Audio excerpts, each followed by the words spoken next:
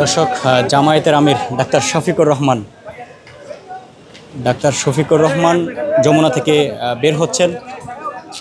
আমরা সেই দৃশ্যই কিন্তু দেখতে পাচ্ছি। ডাক্তার শফিকুর রহমান যমুনায়, রাষ্ট্রীয় অতিথি ভবন যমুনায় প্রধান উপদেষ্টার সাথে বৈঠক শেষে তিনি গাড়ি থেকে নেমে হেঁটে কিন্তু সাংবাদিকদের সাথে কথা বলার জন্য ইতিমধ্যে আসছেন। আমরা ডাক্তার শফিকুর রহমান,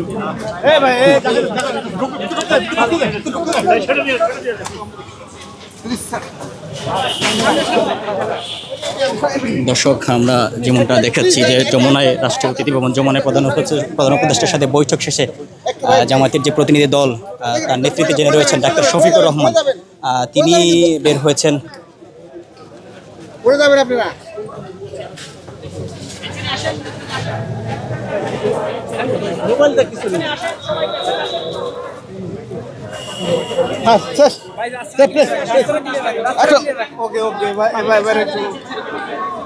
রাস্তাটা ক্লিয়ার রাখেন প্লিজ প্লিজ।